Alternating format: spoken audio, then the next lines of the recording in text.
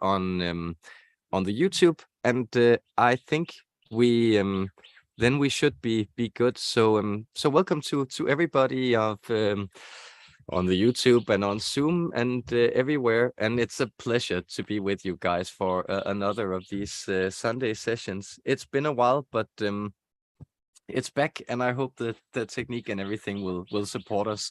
So with no further ado, I'll just thank all my patrons, and afraid to leave someone out. Let's just thank the wonderful people who showed up in Zoom today. So Mandy and Suzanne and Steven, Salish and Kevin for moderating. Also, thank you for being with me, and to the rest of the patrons. Thank you for being with me too. And I hope you feel the gratitude. So I'll just stop talking here and turn it over to the Pleiadians, and have a wonderful time, guys. And let me know if there's any technical stuff. Much love.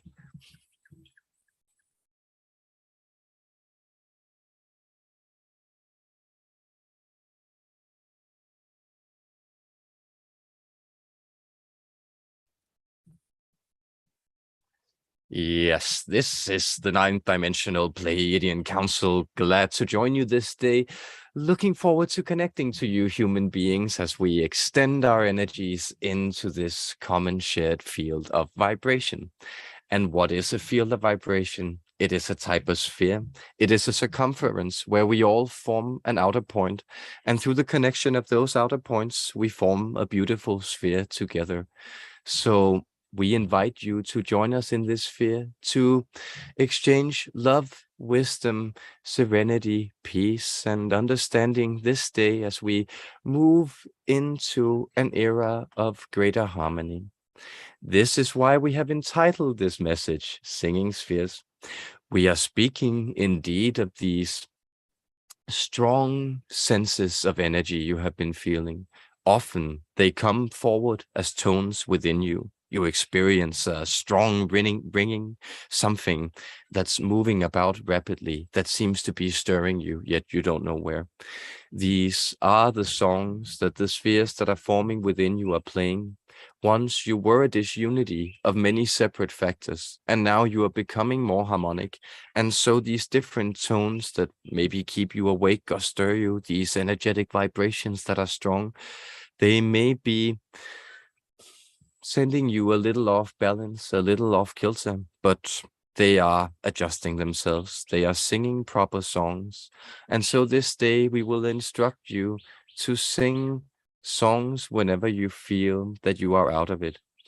We are not necessarily talking about your favorite lullabies or that hit that you have a special emotional relationship to. We are talking more about the song that is within you. Can you discover the frequency that's within you? What is your special song? How does it sound as a tone? We bring your attention to the area of the solar plexus. This is the sun center of your body. And so this is your universal, or let's say individual take on the universal sun energy that's expressed through the solar plexus. How does this sound? How is the sphere of the solar plexus, and how does it sing itself? Would it be something like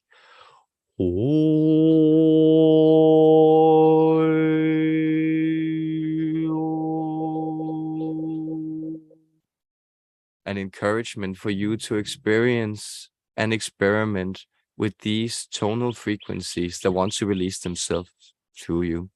This is the encouragement that we bring to you as we begin this session of joint healing and exchange. We send our love to you, dear human beings, and we thank you, we, the 9th dimensional Pleiadian Council, coming to you from that rich star group of ascended starlight, to exchange and to relish each other's lively company. Thank you for being with us. Blessings to you. We look forward to answering your questions. Our love. Excellent. Thank you for coming. So our first question is going to come from Steve. So Steve will pop in now. Greetings. Thank you for being here, and thank you so much to Mads for these sessions. They're quite enjoyable for everyone, I think. We extend his gratitude and reflect our love and blessings to you, dear Steve. Thank you. Sorry for the interruption. Thank you. No problem.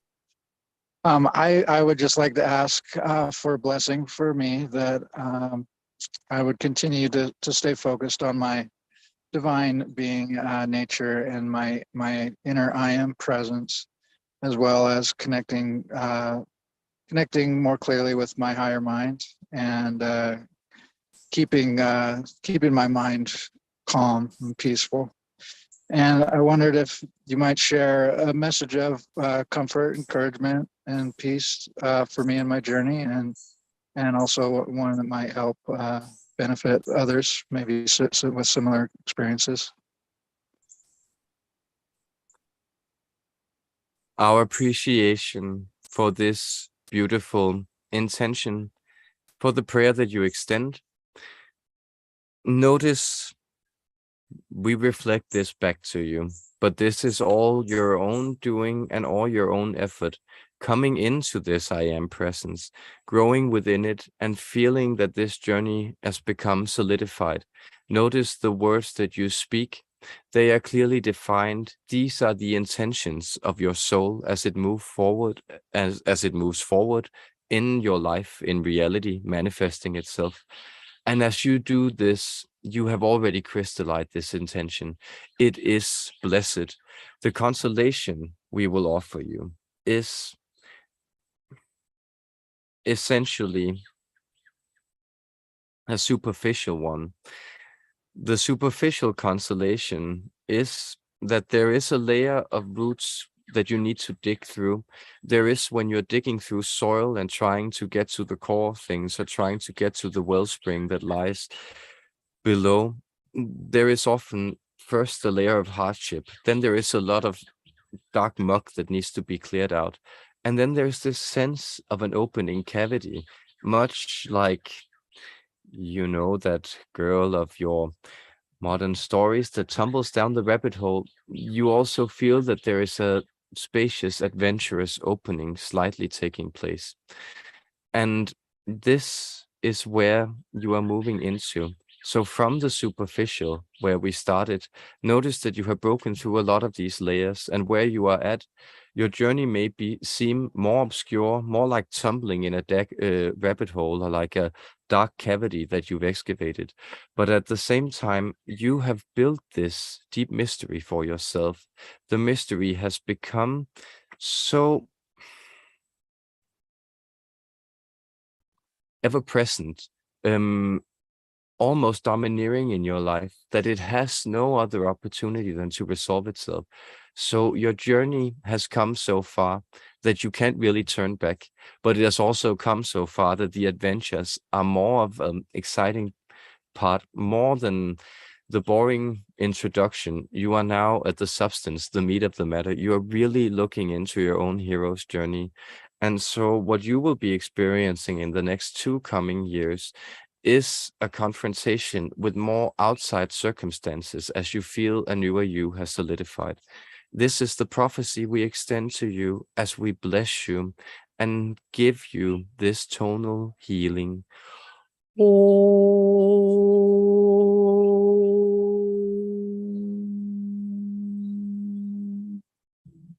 Your cranium is adjusting and relaxing into a natural position, becoming sacred, illuminated, and surrounded by its halo, the natural glow of understanding. Blessings to you, dear Steve. Is there anything else that you would like us to answer this day? Thank you. That's all for now. I think we'll go to the next question. I really appreciate that. Much love. Much love. Thank you.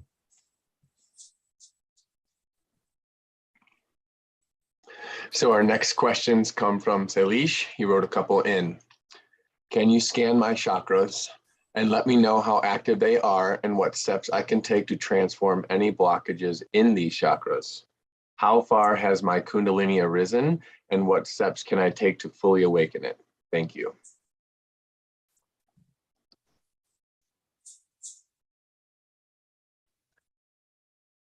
reading this energy field is interesting to us, and it may be helpful to others to understand that when we read your energy fields, we are reading them on the background of your external reality, and the changes in vibration here have been quite stark.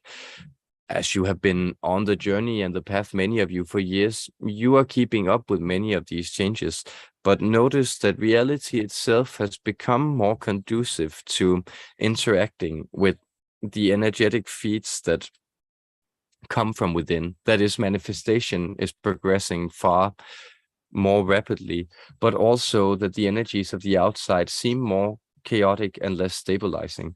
So you may sense on this background that because more spiritual energy, so to speak, is surrounding human beings at this moment, less energy is in a sense accumulating in the individual bodies. So your Kundalini is now approximately sitting at 57%, still awakened, but resonating more intact with the resonances outside. The problem is, in your experience, that this seems to manifest right now as inner negative emotion coming up and turning itself outwards in unavoidable happenstances and occurrences in your life. So you may feel that there is a type of oppression in your outer environment, something that's pushing down on you. And this is matching up with a sense of being a little tight within. We can say about your solar plexus, which we were addressing here, that this lies approximately at 78% wakefulness, moving upwards towards 89%. That is, you're quite an actualized being in your sense of expansiveness here. It is more in your heart chest that grief has set in, and we may sense that a activity level of around the 37% would be more accurate. The fifth chakra, we read at approximately 63. The third eye, we read at approximately 71. The crown, it appears, is tuning in at approximately 50. The root chakra is alive at approximately 65, and the second chakra also seems to have some problem digesting things and is settling around the 42. These are still fairly high numbers compared to, let's say, other average human beings or their physiognomies or relationship to energy. But you may sense that it is actually feeling a little encumbered for you now. And what you can do is you can begin to purify. So we actually sense that the experimentation with different types of fasting or rigid schedules. So for instance, you could decide to sleep less at night, and then so you go to bed at a specific ordained hour, you get up at about 4 a.m., you set aside time, you can actually do different things, but contemplative time here for at least an hour afterwards, and then you let your day progress. These are ways and rituals you can move into, but there's actually much of this ritualistic practice that can save you from some of the concerns, or let's say outside oppressions that are weighing down on you. And we extend our love, help, and healing in this. Blessings to you, our friend. That was excellent. Thank you. He had a second question that you might have, that end message might have contained the answer. So if you feel like giving him more, by all means, or if that suffices. But he said, for this moment in time, what messages have my spirit, higher self, and guides have for me? Yes, they tell you to seek the awakening of the senior sage. There are different terms for it. We believe a term in Sanskrit may be Shramana, or in Latin, the Phoenix, but it is this idea of the revered person who's moving into an elderly stage of their life. And what this implies is a type of introspection moving within. You may notice, as it has been suggested by people, that essentially the deterioration of senses that human beings fear as they move into age and their body's age is actually very helpful for introspective spiritual practices. So what your higher self is telling you is that less is more, that by giving up certain concerns and worries, you are actually providing a steady anchor and a type of energy that is also needed in your family at this moment. So you become the center of the hurricane, and that is the energy that you want to focus on, being the steady center, the axis of the world that the family and that the greater connection to the world revolves around. Blessings to you in this as well, dear one. Fabulous. Thank you for that. So Mandy writes in, she was listening to Dolores Cannon discussing the convoluted universe. Dolores spoke about us existing in various timelines at the same time. More specifically, for every decision we make, there's a part of us experience the decision we didn't make. Can you speak more of this, please? And before you answer, just from me, I saw this movie, Everything, Everywhere, All at Once.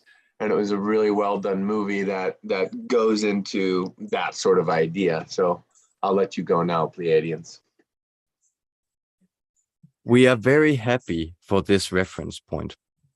See, what we and many others are trying to explain to you, or essentially the process that we are guiding you in with this work and with many other types of transmissions and aids, well, we are trying to get you to realize the full nature of your consciousness. And that is, as consciousness emerges, it begins to understand more and more of itself simultaneously.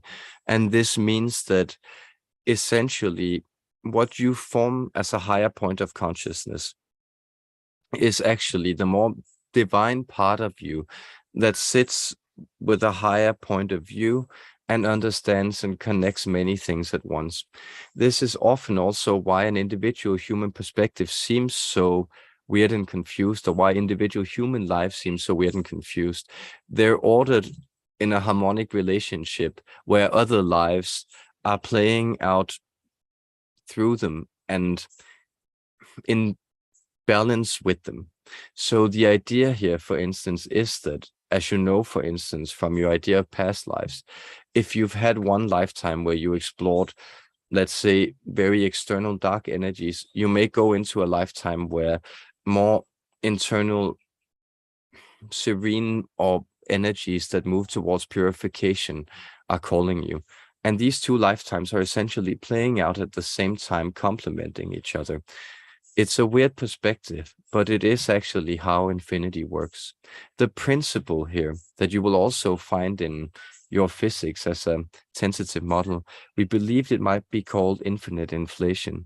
It's the idea, you notice, that also happens with, if you let air into a vacuum, it will begin to occupy all the spaces that it wasn't in before. And this is simply how all existence actually works. It extends itself out to any perspective. So as you become a higher evolved mechanism, you also separate yourself in the choices that your conscious minds make into other types of timelines that are having other experiences and that are being explored, which means when you return to source at the end of time, that is to say, when the universe is complete, all these perspectives will be visible simultaneously. We really hope that this is comprehensible to you. It's very difficult to understand, we know, for human beings in the temporal sense, but it is the full understanding that you are coming to with your counterparts too, that these are actually lives that are observing and learning through you from another perspective, and that are guiding you and awakening you to other perspectives as well. We would ask, does this answer your question, or is there anything we can help to do? We would, for instance, point to the image Notice the fractal of your dream self. Your dream self is able to be in several spaces at once, experiencing that, well, I was on that stage, but it was also actually my bedroom, and it was also actually the school I went to, and it was also a fish tank in a museum. So things can be many things at once, and that's much more akin to the higher self, except it isn't as confused as you often are in dream states. We thank you very much for this wonderful, beautiful question. And we would like to point to you in your individual experience, dear Mandy, that you are moving into more of this multidimensionality. So we know that you are connected to this physical place, the big island, for instance. And here you will notice that this illustrates how many spaces can actually coincide within a very small, almost overlapping area.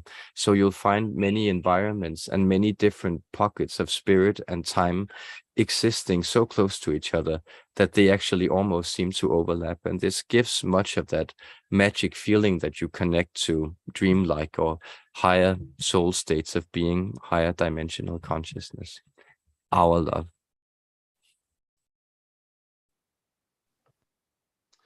Excellent. Thank you for that. So Suzanne writes in, Dear Pleiadian Council, what have you been focused upon lately regarding planet Earth? Also, is it true that physical Pleiadians walk the Earth? I feel I may have passed by one or two. Thank you for everything. Yes. Well, we are answering in the affirmative to the last question. We do walk the Earth, and much as many beings, well, not us in particular, since we are ninth-dimensional, but lower iterations of us, things that you would perhaps consider as our past lives of physical extensions, they do walk the Earth. And you can notice them by, well, a type of cold effervescence. And when we are using cold, we mean rather the type of cold healing starlight, what you may actually feel from ice that touches your skin. And this is a type of vibration that we work with. See, we have worked a lot with the human genome being adjusted to specific codes and densities that weren't really being registered in the universe before.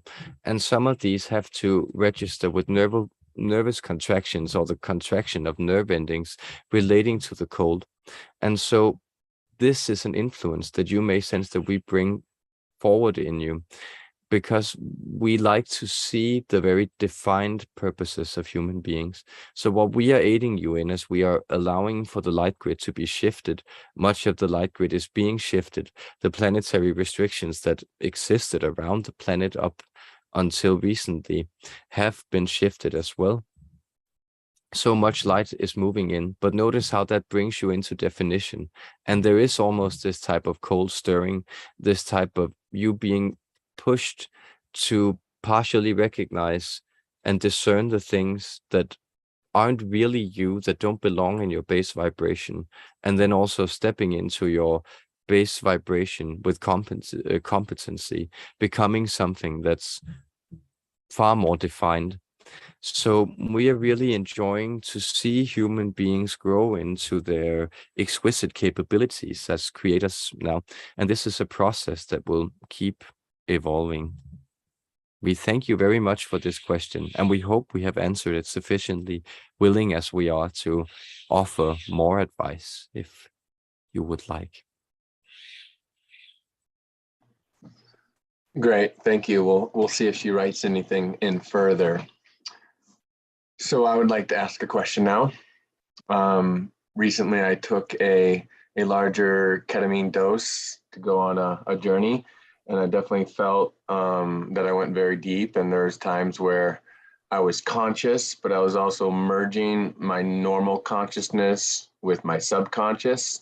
I was allowing more of my higher self in, integration of some unresolved issues. And I was just wondering if you could expand on this, because it was difficult to compute it all because I was so deep. Thank you. We are grateful also for the appearance of these questions in the order or sequence of questions, because what the space you stepped into is akin to stepping into, say, the dream space from above, or to float into it hovering, rather than to emerge into it thrown about. These are images we are using, but what you are sensing correctly is that this sphere of you is actually often, or in your everyday life, and this goes for you, dear Kevin, and for almost everyone, is divided into operational layers. And what you do in this experience is that you actually allow for the slate to be wiped clean of conscious experience. And so what you find yourself as is a point of registration that's actually perceiving how all these layers interact, and how all these layers interact in, let's say, a more real way, or a more akin to our perspective, is actually like an integrated sphere where some things rise and some things descend, your higher self merging then as a connection point into these deeper universal layers of perspective. And this is where you might actually see that you are a type of eternal awareness that's looking in through a deep experience. And you don't necessarily need to sort this out. That is, it's sorting itself out, much as your body is sorting out how to digest the foodstuffs it's getting in, or how to regulate its temperature. You may sense that these experiences, much like dreams, are also sorting themselves out. So whatever's being offered to you in your conscious state is the thing that you would like to retain. So what you are retaining here is, for instance, a deep awareness that you actually belong in awareness to another realm. And so what goes on down here could never hurt you, or there could never really be anything that could transpire in a way that would actually threaten the deep, eternal, true part of you. So does this make sense to you, our dear friend Kevin, or is there anything else we can elaborate on? Yeah, no, it makes a lot of sense. And I guess just a follow-up for that would be, would it be beneficial to do, 3 or 4 times a year? Nothing too often, but is there any sort of a prescription? It might change from year to year, but does it make sense to do every 3 or 4 months, or every 6 months, just to uncover more of it? It does. We sense actually every 6 months is a good way show up, and you may notice that it has actually approximately lined up with solstice and also new moon energies. Good, and a happy new moon to all of you. That is, that you are allowing then for new things to be attracted and fill themselves on this more blank slate. And so you may sense that, well, at some point you may be experimenting with it, and it may be relevant for you to have several deep experiences at once, and then step away from it for an indefinite amount of time, maybe even over a year, and you won't feel like it or forget about it. But 6 months as a preliminary, this idea of checking in with yourself in this deep state of awareness is not a bad way to go, and it will organically develop for you. So you may feel called to alter that process, or experiment with other types of looking glasses, we could say. And that is all well and good. You are being guided in this, integrating more and more of your higher self as you go. Great. So my second question pertains to nutrition and my energy levels, and the depletion that I experienced prior to getting COVID on June 12th. So it was mentioned to me that I wasn't nourishing myself enough, that I had a bit too much of sugar, not necessarily refined sugars, but just too much sugar, and that hydration and combined with too much sugar, I wasn't able to fend it off when it found our house. So I was led to use the paleo diet, which I've been into my health for a long time, and I've heard of it, but I've never really clicked with it, and it really makes a lot of sense for me now.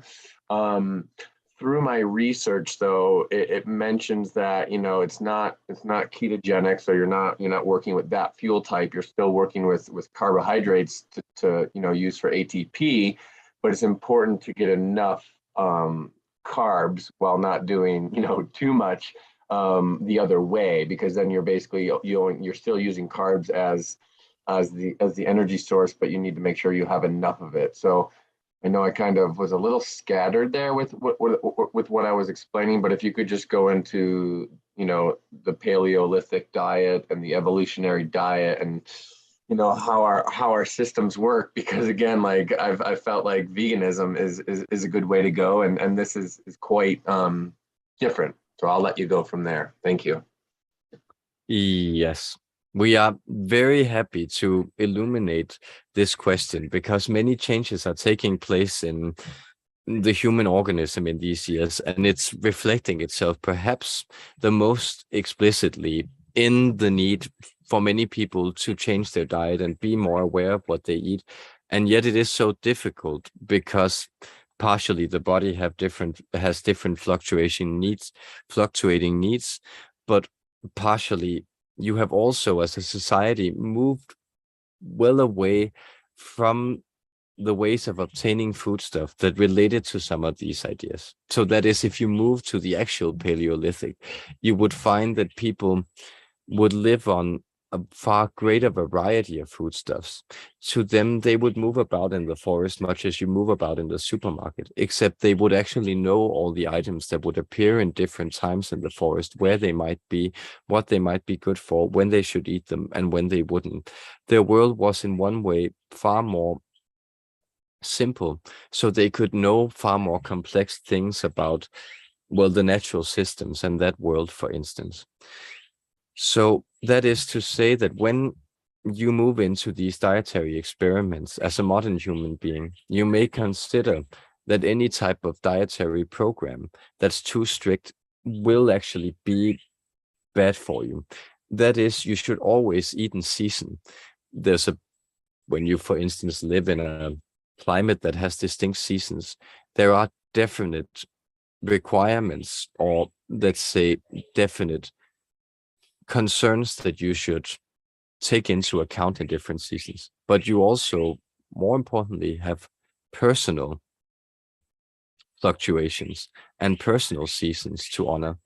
And so what you are sensing is that you are moving into a space where you would like more solidity. And you are also attempting in your body to clear out a sense of, let's call it pus. There is an element of,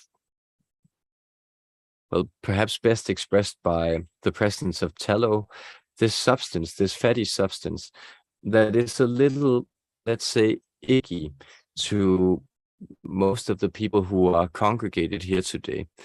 And the reason you feel this way is because most of the people who are congregated here today come from higher dimensional vibrations. And therefore, this feeling of being in your body is difficult. Turning this around to your personal situation, dear Kevin, this means that where you are going now is that you are aiming for solidity. And what could be more solid than fat? We sense the slight rejection within you, but you may want to look into actually making fat a substantial part of your diet. And we know that veganism, we also sense it could be good for you in elements in periods of time, but we do sense that there might be something in the animal product that would be necessary for you to return to. And so we can recommend experimenting with a substance such as, we believe it might be called pemmican, or this type of dried meat that was eaten by pre-Columbian North Americans.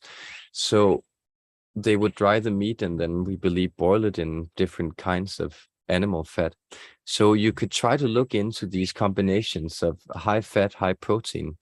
This would actually do you good to experiment with as a diet for a few weeks, then lay off it and then see how you feel, because then you may feel that veganism would be interesting to explore for a couple of months. This is our reading, but do check in with yourself as you go. Our love. Okay, great. That was very helpful. And I feel that like while I'm doing the high fat and high protein, that doing the 24 or 36 hours of a water fast to really give my digestion time to rest and then obviously rejuvenate my cells is very important as I'm doing this sort of a paleo thing for a little while. Yes. But what our encouragement is, also as we are energetic beings, is to remember only to use these periods as way showers. So that is, you may feel that after 20 hours it's time to break your fast, or you may feel that 33 hours is the time to go. So it can be helpful just to have the intention of doing that as you already have, and then adjusting to your bodily signals, because you are very acutely bodily aware. Great. Thank you for all that info. It was very helpful. Anson writes in, my vibration has shifted and I get more positive attention from other people. I've been getting obsessed with maintaining this state and that causes anxiety. How do I accept all and focus on what serves me?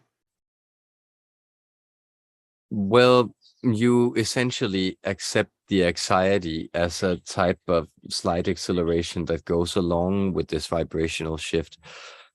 That is, it's actually the climb in consciousness and awareness that makes this anxiety that was present before more exacerbated.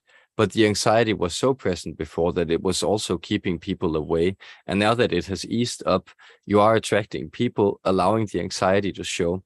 So by accepting the anxiety, by allowing it to be there, but not acting on it, not thinking that it's something that needs to be honored, but it's more like jaunty little being of mischief that sits in the back of your head, or maybe shows itself as nervous tics while you're actually having a good time, or maybe makes it a little hard to, exit the bathroom if you're at a place with people. You go there, you're alone, and then you need to go back out. But just know that this is actually a sign that you're dealing with it, that it's present with you in different situations. And well, why wouldn't it then grow to have lesser and lesser influence on you? Because you're already climbing and walking that path. So the paradox we're saying is, by accepting that it's there and doing nothing about it, it actually becomes a thing that is receding. And it is already and has receded to a degree where you are working with it. So we are just happy to hear that your loving heart is being recognized by other loving hearts, and we bless you. Our love. Excellent. Thank you. Mandy writes in a second question. I feel I have progressed clearing and integrating traumas, judgment and fear, and this has benefited me my overall well-being. However, I feel that I am still experiencing many blocks. Can you offer any insight as how to clear more of it, or is there a specific chakra needing my attention?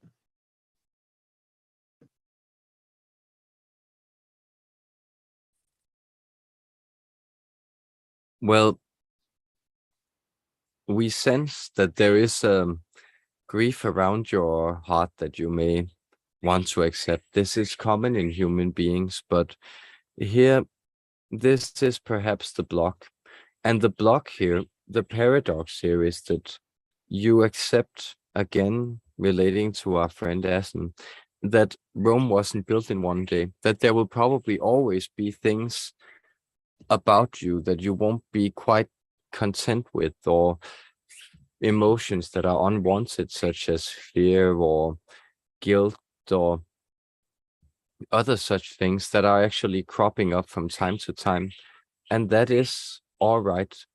It is a sign that you cultivate your emotional garden, that you are sitting here sharing this with us, that you can identify, I have actually progressed in this and this and this space. I've already made some harvest, but there are still daunting tasks ahead of me, and I also feel a little overwhelmed by them. And then notice that just the fact that you're sitting here dealing with it, addressing it, is you gathering strength, is you becoming greater, more aware by simply turning your attention into it and focusing on it. So the blocks that are present for many of you. These blocks are, we love to repeat this lesson from the higher dimensions, actually like training wheels. They are things that you set up for yourself so your energy can flow in specific directions, either to overcome the block or in order for the higher self to guide you to a point where your energy can meet something or someone else and be cleared out in that way. So again, you're all fulfilling a purpose within this type of multiverse theory, where the energies moving through you are serving both also ancestral patterns and future actions and things to. We hope this helps you. Simply that we remind you that you are on track and that you are doing exceedingly well, and that from our perspective, in what would look like infinity to human beings, well, all of you are progressing so incredibly rapidly that it doesn't stand any comparison to how human beings have been in the recent past. You are doing very well, and we are very proud of you. We extend that love to you this day.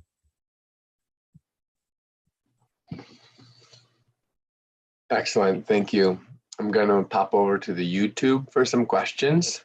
So the first question comes from Yoken369, and they actually put another one down that I believe correlates, so I'll just tie the two together. Hello, what do you think, how much could a current human being expand their lifespan? So they're asking how long can the lifespan be expanded? And then the second question is, will fasting help to free myself? And I feel like they're intertwined because fasting can do very good things for longevity. We would like to answer in the affirmative. That is, dear Kevin, what you just said is true. And you yourself have been experimenting with fasting. We have suggested it to others. These techniques that were often also seen as, well, austere, harsh, they're actually coming back into focus because you're rediscovering them from a new place as human beings. And therefore, well, to answer your question matter-of-factly, the present human body in your current state, there is of course a temporal paradox here, but in your current state, as the human body is approximately now, it can live to be about 350 to 400 years old. This is before it begins to break down. Well, what is happening is then with the ascension stage, you are being focused more on your energy bodies, allowing for the physical body to actually regenerate. So future humans will also look differently and therefore be able to be more longevital. But yes, that is to say, you can then consider this physical body because it is a type of apparatus, and like any kind of tool or instrument, it gets worn down by its use. So simply by interacting with other elements, here we find ourselves in a space where there are guitars and violins in the house, for instance, and these, as soon as they are brought out, begin to interact with the humidity of this place, and they begin to slightly take damage and become ruinous. This is a process that you need to accept as human beings in the physical state. The only way around this is essentially to ascend to higher states of being. But be happy that you have this beautiful instrument, because the more you become aware that you are an infinite being already, the more this is just an instrument that you can use, and use it, of course, treat it with respect, use it so it plays the best tunes, use it so it's healthy, it's well-tuned.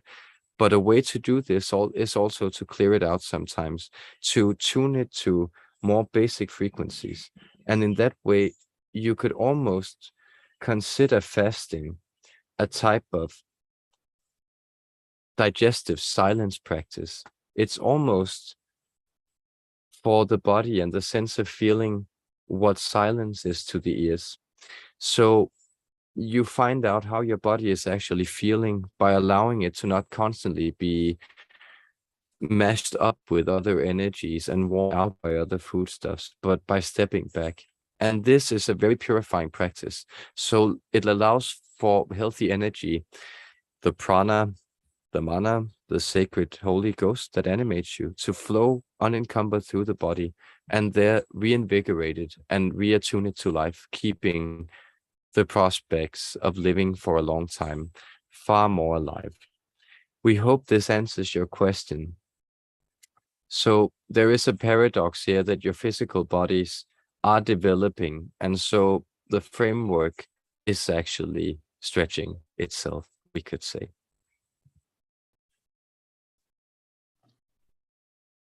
Great. Thank you for that. The next question comes from Yana of Joy.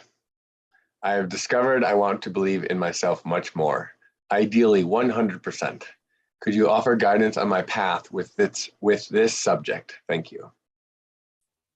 Yes, we would like to reflect the beautiful intention. Then, of course, if there wasn't a little shred of doubt, how would you know you were actually believing yourself? So this is, of course, the idea that you do so often, you human beings in other disciplines, when you play games, you see who can make the longest hurdle, or you see who can jump the furthest, or who can make it the tallest or highest in the pole jump. These are all ways where you actually understand that you're putting up blocks for yourself to learn and grow and to push your boundaries a little. So just know that your confidence has been growing, dear Jana. You are really learning to believe and grow in yourself. And the way that you do this and the way that you reflect that you are doing this to you is simply that your life is full of more wanted content, and the content that you perhaps feel you haven't chosen yourself, you approach in a more helpful, voluntary way. And so as you believe in yourself, you become free to pick more and more content of your life. But know that there's also always a little doubt, but it's a refined doubt. So what we're getting at here is that notice as you arise in consciousness, and we could even say as you arise in many other layers, your problems become more selective. So we still have problems in the ninth dimension. It's just things that we completely freely choose. They're more like science projects than actual problems. And that's actually how you human beings are also living your life from the perspective of your higher self. You are choosing better and better things to be concerned about. So rather than being concerned about, well, not being threatened by famine, many of you now find yourself in states where you're concerned about, well, self-realization, or finding out who you really are, or being kind to others, or things that we could say are definitely better problems. And that is what we will say. Notice that you might always feel that there's an element of doubt, but it's better things that you're doubting. There might always be problems that you choose to deal with, but those are better problems. So believe that you are having a lot of fun with the challenges that you put forward in your life, and do keep choosing this beautiful thing that is life, this beautiful wonder that is you, our love. Excellent. Thank you for that. Next question comes from Sensian. What is the most important message for me from my guide, Safana, at this time in my life? Thank you. Our encouragement is always to work on connecting to these personal guides yourself. So the message from this, we would call it primarily a female energy, though that would be a human translation, but from Safana would be to establish the bridge. And the bridge is built, and they're showing us this point below your shoulder blades. So these are the two energetic confluence points that are sitting right behind here, almost where the lungs narrow towards their bottom. And this is where you want to keep this energy current tight. This is where there is a type of pink light that's connecting to her. And by focusing on growing this light in this area of your body, you will connect deeper to her and more messages will flow in. That is what we are getting from her, our love and blessing. I'm sure that was very helpful. Thank you. Our next question comes from Anne Hosian. What can we do here and now to accelerate our ascension? It's a beautiful question. From our perspective, you are in many ways trying to keep up already. That is, dear friends, so many of you that are here, so many of the trials that you have faced the last years have been because your ascension has been moving rapidly. That is in your soul contract. You took it upon yourself to be on the planet and to be at the vanguard of this process, at the forefront of spiritual development at this time. And so this means that a lot of you have actually felt that your physical selves have gotten a bit more than they bargained for. A lot of energy flowing in, a lot of stuff flowing in. So we hope that, not to argue with you, but that your ascension is actually moving rapidly. And what you would want to focus on is stabilizing it. This is an easier task because now you're not being responsible for making it happen yourself. You are being responsible for regulating a thing that's already happening. And here you do self-care practices. This is essentially the fundamental way of doing that. Are you caring enough for yourself? And are you drinking purified water? Are you taking time out of your day, perhaps twice a day, to make space simply to be with yourself, perhaps to meditate, perhaps to tune in, to sing, or to tune into the sphere and the vibe of you? Are you eating at least one healthy meal a day? Does that meal contain greens of any sort? Are you getting your leaf's worth of salad? These are in many ways the practices you can do to balance yourself.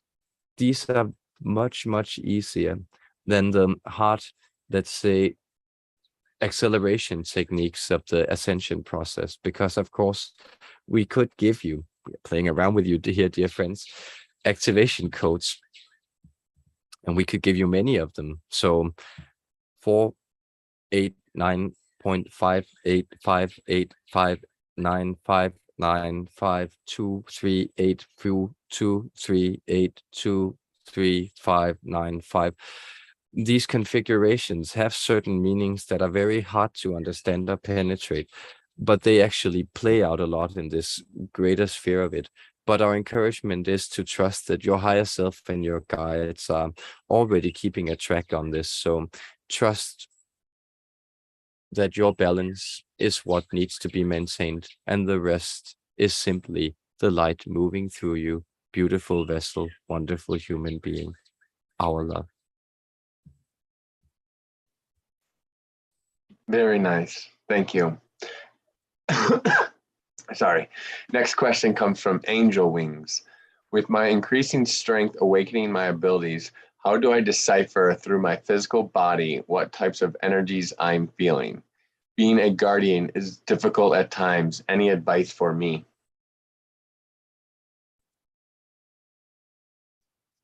Well, water, swimming, elemental strengthening. So we sense that any interaction you can have with the natural world in this sense. So we are actually thinking here directly of physical strengthening. Go out, pick up rocks and lift them.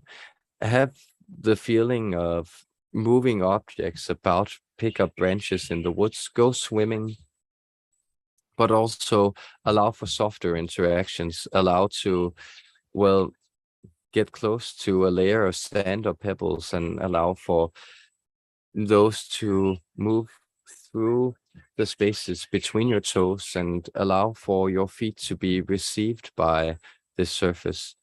Allow for your body to sit around in the airs, taking them in, breathing. These are all fundamental techniques that you can do to gather strength, because true strength is essentially founded in the elemental, in the strong elemental harmony of your body made up of these things. That is the encouragement we bring you, our love.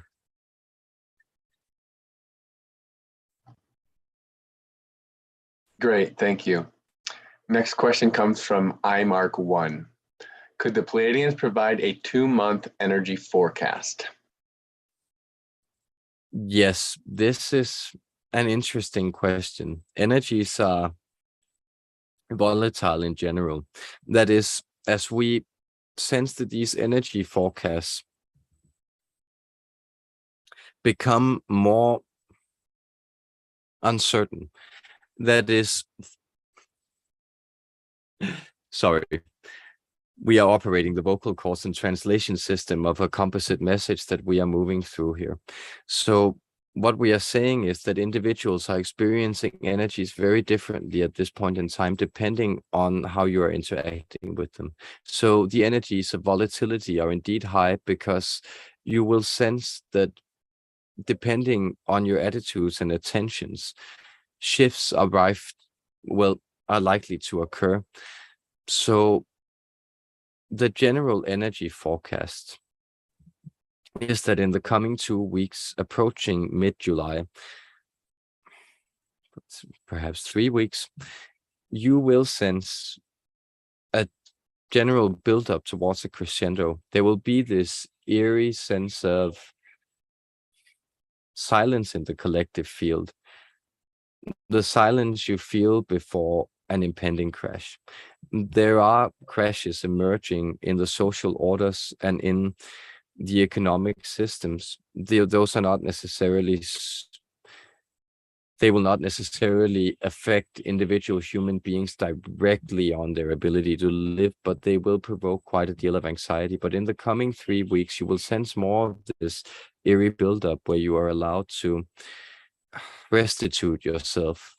And then you may sense that there are crashes, weird rumors reaching you, perhaps through channels of things moving about, changing, the world being a little offset.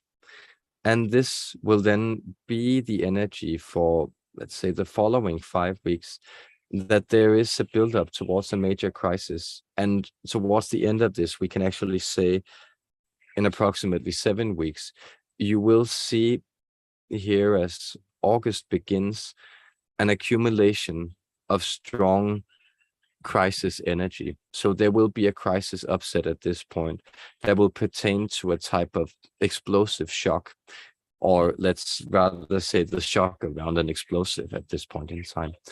These are the energies that we sense and the information that we will bring forward on these coming 2 months. Our love. Thank you for that. Lorenda P asks, how do we best help someone struggling with addiction that causes them to think delusional negative thoughts?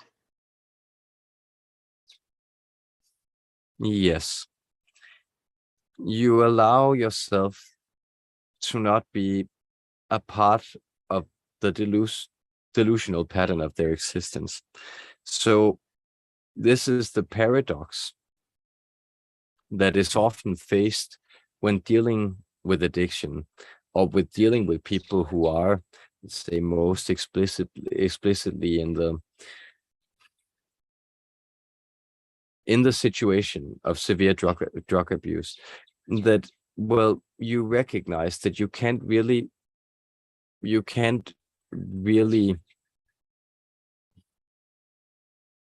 we are looking for the word prop that up, facilitate that, enable was the word.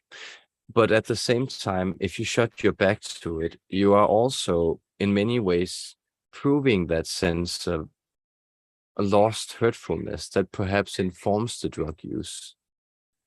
And what you do then is this definite weird balance where you occasionally, quite regularly,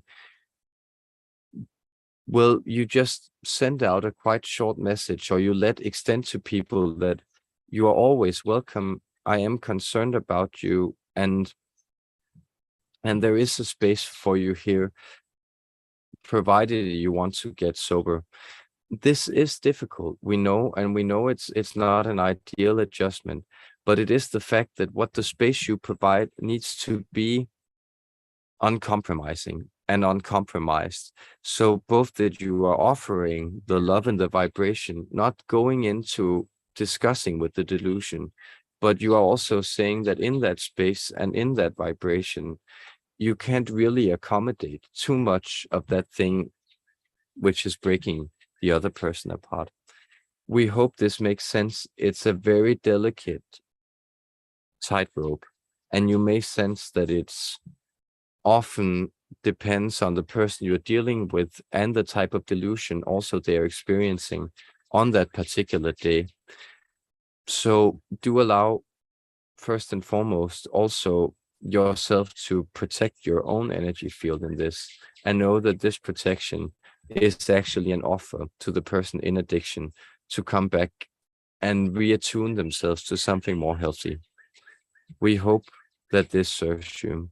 Know that there might be lessons in addiction, for instance, that are playing out in order for people to come into the realization of their full worth when they break the addiction. So often negative things can be actually a portent of good times to come. Thank you. Our love. Great, thanks. So I'm going to pop back over. Anson put another question in the Zoom room. I've supplemented my emotional work with other resources such as acupuncture, yoga, somatic therapies, psychedelics, etc. If I were to consistently use similar resources and spend most of my day engaging in them, would it clear the trauma very fast? Or is there no shortcut to improving our relationship with patients?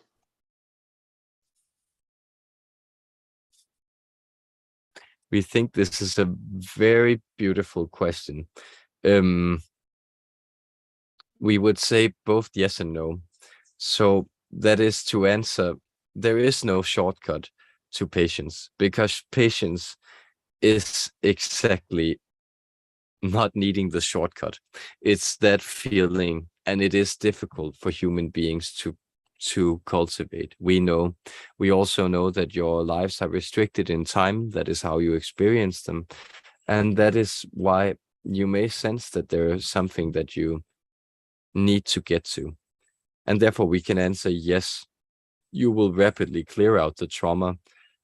But what will happen, dear one, is that you will make yourself available then to receive greater levels of wisdom. And with that also comes the responsibility to clear more out of more of the collective human trauma. So you may find, loving as you are, that once you've cleared your own trauma, you may feel that there are other people showing up with their trauma, maybe family members, where you all of a sudden feel you take this upon you anew because now you have the energy and you have cleared it up. So don't rush yourself, friend. You are progressing so rapidly, and know that there will be new tasks and new challenges to take on once you cleared this out. So yes, less pain, less anxiety. You are moving very rapidly through this process. You could hardly be moving more rapidly because you also want to learn from it. But there will always be problems to solve. There will always be things that love can heal in these lifetimes. And we bless you for walking the path of love. Our love to you as well. Okay, great. Thank you. So a final question from YouTube. Sentient asks, how do you interact with source energy, God? This is a very good question. Is in a sense made up of source energy. So the interaction is made by removing the barriers or the filters. The most basic thing you can do is usually related to breath work. This is why you humans understand that source energy, spirit, is breath work. It moves in and out of you. It's always fluctuating. So the more you can come into focusing on your breath, and then you can focus on more and more subtle realities until you become aware that there is always a soft pulse. There is a little fluctuation, like a small creak, or indeed a source breaking forward from the bedrock and bringing forward new life. And this is within you. So focus on the current of your blood in your body and focus on the temperature of that blood. Focus on the cells within that blood and focus on the life within that blood. Can you feel the different cells in that blood, all as individual cells, alive and a part of a whole energy? This is a way to approach source energy. Another way is, of course, to, well, go very angelic about it and then move into these higher spaces, or more physically removed spaces of consciousness. And what you want to do there is perhaps also to do it physically, but to work with different types of sensory blocking mechanisms. We have talked about a substance such as ketamine today, but sensory blocking techniques such as the hummingbird beam mantra, blocking your cavities, we will demonstrate, can be very helpful. Sensory, well, we forget the name of this tank. You can sensory deprivation tanks or other similar techniques, even shutting yourself in a dark space for 3 days, not eating, not sleeping, would indeed be perhaps the most rapid way you could communicate with the basic frequency of existence. We hope that these are inspirations. Know that Source is always offering itself to you, and you are always expressing it in the finest way you can. Our love.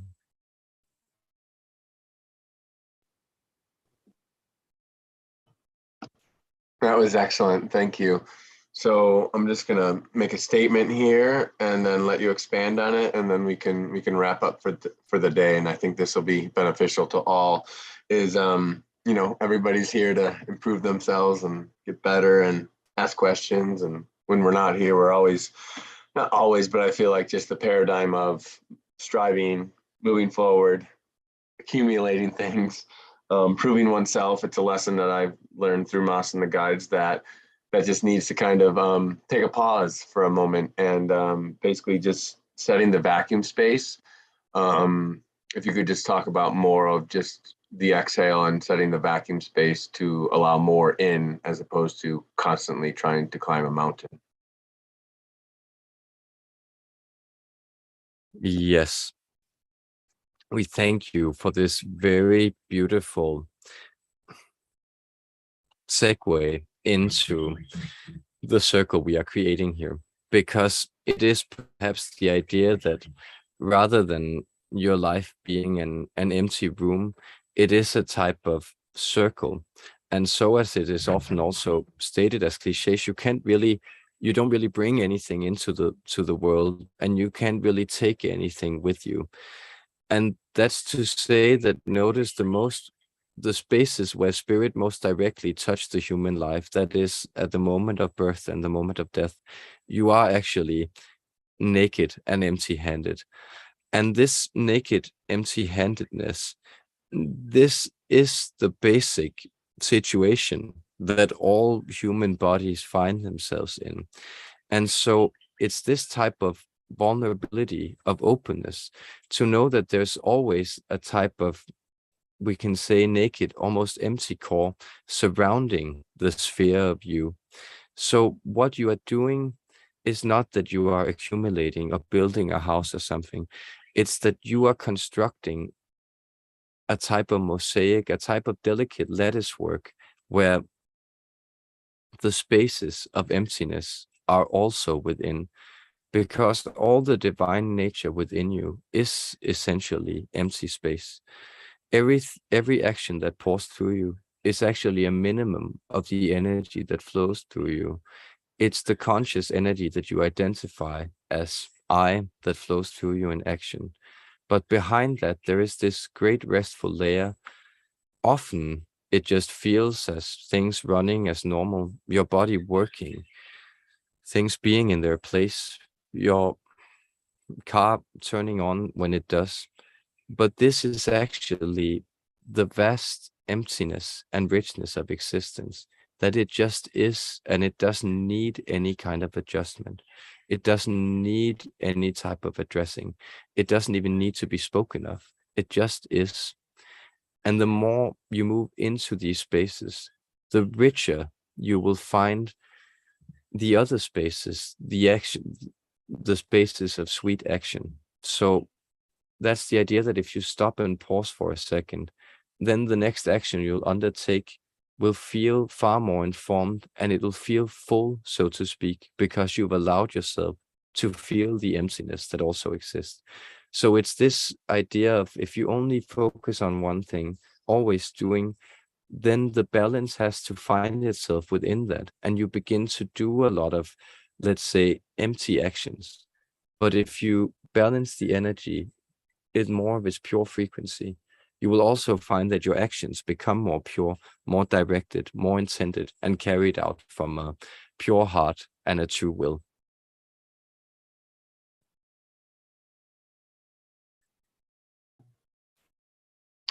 All right. Well, that wraps up our day today together.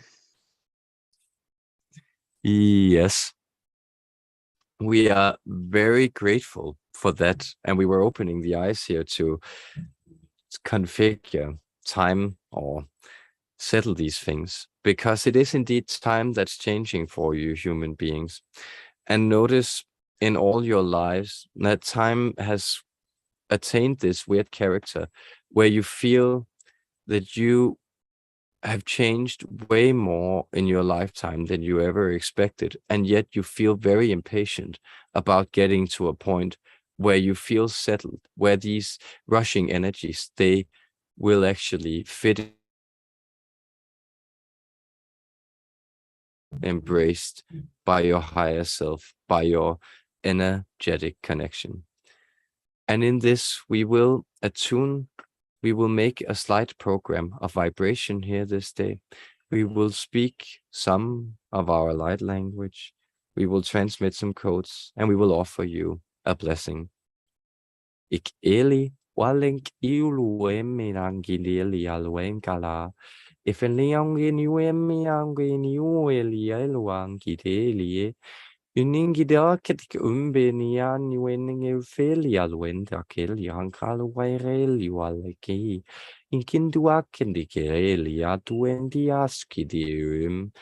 Emilium bage away tickety when ke I can do a link one get away with ya en veo en veki eleco en makete ust indi wake u a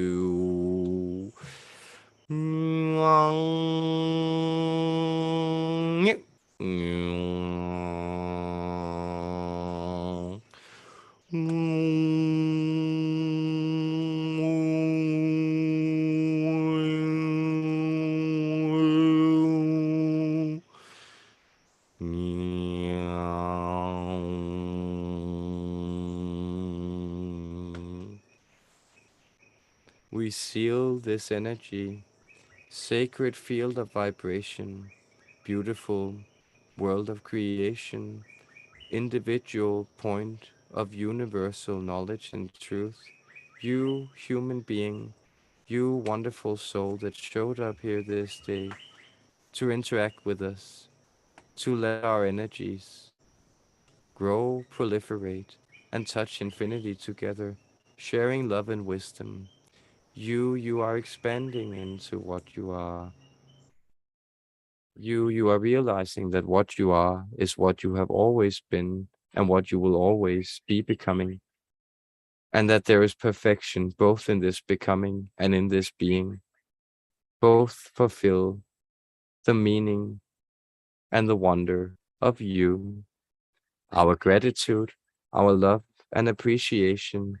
This day, we, the ninth dimensional Pleiadian Council, having talked to you and having communed in energy, we part ways.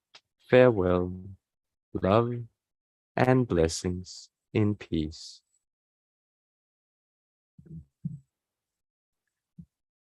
Oh, oh, and it's 10:17 here. It's just I have a lot with 117. So thank you so much, guys. It was so beautiful to do this again. It's been a while and I missed it. So it was just a sheer joy and Stephen and Asna, I see you smiling and it's so good to see your happy faces, Mandy too. And so we'll be in touch and thank you again to patrons, and you can join the Zoom call signing up on Patreon. There will be more stuff to come, and just much love to you. Have a wonderful Sunday, and thanks for the love, guys.